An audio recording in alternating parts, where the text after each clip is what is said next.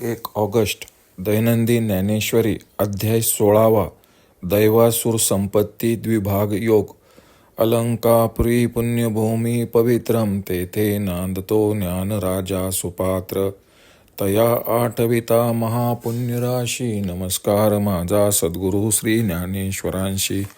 ओवी क्रमांक 61 पासून पुढे. सहज इष्टानिष्ट करणी दोघीची इया कौतुकिनी हे नवमाध्यायी उभारणी केली होती. तेत साऊमा घेयावया उवावो तव ओढवला आन प्रस्तावो तरी या प्रसंगे आता देवो निरपित असे तया निरूपणाचे नावे अध्याय पद 16वे लावणी पाहता जाणावे मागिलावरी परी हे असो आता प्रस्तुती ज्ञानाच्या हिताहिती समर्था संपत्ती या चिरोनी जे मुमुक्षु मार्गीची बोळावी जे मोहरात्रीची धर्मदेवी ते आधी तव दैवी संपत्ती एका जेत एक एका ते पोखी ऐसे बहुत पदार्थ एकी संपादी जती ते लोकी संपत्ती म्हणजे ते देवी सुख संभवी तेत दैव गुणे एकोपजेवी झाली म्हणून देवी संपत्ती हे. श्री भगवान उवाच अभयम सत्व संशुद्धी ज्ञानयोग व्यवस्थिती दानम दमश्य यज्ञश्य स्वाध्यायस्तप आर्जवम. आता तयाची दैवगुणा माझी धुरेचा बैसना बैसे तया आकरणा अभय ऐसे तरी न घलुनी महापुरी न घेपे बुडन याची शियारी का रोगू न गनिजे घरी पथ्याचिया तैसा कर्मा कर्माचिया मोहरा उठुने दुनी अहंकारा संसाराचा दरारा सांडणे येणे अथवा ऐक्य भावाचे नि पैसे दुजे मानुनी आत्मा ऐसे भय वार्ता देशे दवडणे जे पाणी बुडवू ये मिठाते तव मिठची पाणी आते तेवी आपण जालेनी अद्वैते नाशे भय अगा अभय येणे नावे बोलिजे ते हे जाणावे सम्यक ज्ञानाचे आगवे धावणे हे. आता सत्वशुद्धी जे मनिजे ते ऐशा चिन्नी जाणीजे तरी जळे ना विजे राखोंडी जैसी का पाडिवा वाढीन मगे अवसे तोटी सांडोनी मागे माझी अतिसूक्ष्म अंगे चंद्रू जैसा राहे ना तरी वार्ष्या नाही मांडली ग्रीष्मे नाही सांडली माझी निजरूपे निवडली गंगा जैसी तैसी संकल्प विकल्पाची ओढी सांडूनी रजतमाची कावडी भोगिता निज धर्माची आवडी बुद्धी उरे इंद्रिय वर्गी दाखविलिया विरुद्धा अथवा भलिया विस्मयो काही केलिया नोठी चित्ती गावा गेलिया वल्लभू पतिव्रतेचा विरय शोभू भलते सनी हानी लाभू न मनी जेवी तेवी सत्स्वरूप रुचलेपणे बुद्धी जे ऐसे अनन्य होणे ते सत्वशुद्धी म्हणे केशिहंता. आता आत्मलाभाविकी ज्ञान योगा माझी एकी जे आपुल्या ठाकी हावे भरे तेत सगळीये चित्तवृत्ती त्यागू करणे या रीती निष्कामे पूर्णाहुती हुताशी जैसी का सुकुळीने आपुली आत्मजा सत्कुळीची दिदली हे असो लक्ष्मी स्थिरावली मुकुंदी जैसी तैसे निर्विकल्पपणे जे योग ज्ञानीच या वृत्तिक होणे जो तिजा गुण म्हणे श्रीकृष्णनाथो. आता देह वाचा चित्ते यथा संपन्न वित्ते वैरी झाली आई आर्ता ते न वंचने जे का पत्र पुष्प छाया फळ मूळ धनंजया वाटेचा न चुके आलिया वृक्षू जैसा तैसे मनोने धनधान्यवरी विद्यमाने आल्या अवसरी श्रांताची ये मनोहारी उपयोगा जाणे तया नाव जान दान ते मोक्ष निधानाचे अंजन हे असो ऐक चिन्ह दमाचे ते तरी विषेंद्रिया मिळणी करुणी घापे वितुटनी जैसे तोडीजे खडग पाणी पारकेया तैसा विषय जाताचा वारा वाजुने दिजे इंद्रियद्वारा इये बांधोनी प्रत्याहारा हाती ओपी.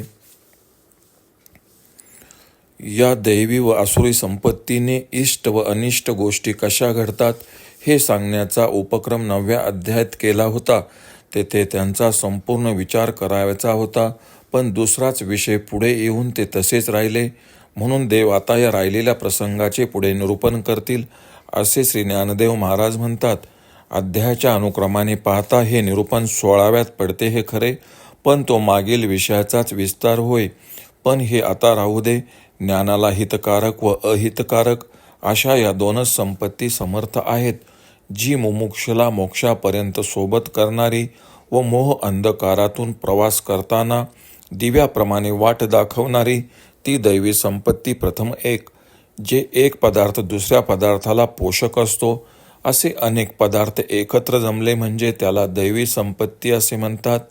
दैवयोगाने अशी सुखप्राप्ती करून देणारी साधने एकत्र झाली म्हणजे ती दैवी संपत्ती होय. आता या दैवी संपत्तीमध्ये ज्याला मुख्य स्थान लाभले आहे त्याला अभय असे म्हणतात. जो महापुरात उडी घेत नाही त्याला जसे बुडण्याचे भय असत नाही, किंवा जो नेहमी पथ्य बाळगतो त्याला जसा रोग गाठत नाही, तसेच कर्म करणे अगर न करणे याविषयी जो अंतःकरणात अहंकार उठू देत नाही त्याने संसाराचे भय बाळगण्याचे सोडून द्यावे. अथवा ज्याचा सर्वात्मक भाव अशा प्रकारे विस्तारला आहे की जे काही दिसेल ते आत्मस्वरूपच आहे, त्याला भयाचा गंधही असणे शक्य नाही. पाणी मिठाला बुडवू लागले तर मीठच पाणीरूप होते, तसेच सर्वत्र अद्वैत भावना झाल्यावर भयाचा नाशच होईल. अरे, अभय ज्याला म्हणतात ते असे जाणावे. सम्यक ज्ञानाशिवाय ते साध्य होत नाही. आता त्याला सत्वशुद्धी म्हणतात. ती या चिन्हावरून ओळखावी. जशी राखोंडी जळत नाही किंवा ती विझवण्याचे कारणच नसते, किंवा अमावस्येच्या क्षयाची समाप्ती झाली म्हणजे पाडव्याच्या प्रतिपदेच्या वृद्धीस आरंभ नाही, अशा स्थितीत चंद्राचे जसे अतिसूक्ष्म रूप असते, किंवा पावसाळा संपून गेला आहे व उन्हाळ्यास आरंभ झालेला नाही, या मधल्या काळात गंगा जशी स्वतःच्या नित्यशुद्ध स्वरूपाने असते, त्याप्रमाणे संकल्प विकल्प यांची ओढ व रजतम या गुणांची वस्ती ज्या बुद्धीतून पार नाहीशी होऊन जिला निजधर्माची म्हणजे स्वस्वरूपाची आवड उत्पन्न झाली आहे, इष्ट व अनिष्ट अशा कोणत्याही गोष्टींचे इंद्रिय वर्गाने दर्शन करविले तरी त्याचे चित्त विचलित होत नाही. पतीच्या परदेश गमनाने विरह दुःखाने पीडित पतिव्रता जशी प्रपंचातील इतर लहान मोठी हानी मनावर घेत नाही, तशी सत्स्वरूपाची आवड उत्पन्न करणारी बुद्धी त्या ठिकाणी अनन्य होते. तिला सत्शुद्धी म्हणावे असे केशी नावाच्या दैत्याचा नाश करणाऱ्या भगवंतांनी सांगितले. आता आत्मलाभासाठी ज्ञान अथवा योग या दोन साधनांपैकी आपली बुद्धी ज्यावर स्थिर होईल, निष्काम यज्ञकर्म करणाऱ्याने अग्नीमध्ये जशी पूर्णाहुती द्यावी त्याप्रमाणे सर्व चित्तवृत्तींचा त्या आवडीच्या साधनांच्या ठिकाणी लय करावा, किंवा कुलीन गृहस्थाने सत्कुलात अर्पण केली आपली कन्या जशी त्या कुलात अनन्य होते, अथवा लक्ष्मी जशी श्री मुकुंद चरणी अनन्य आहे, त्याप्रमाणे योग अथवा ज्ञान यापैकी एका विषयाविषयी विकल्परहित सत्वाने अनन्य असणे हा तिसरा गुण होय, असे भगवान श्रीकृष्ण अर्जुनास म्हणतात.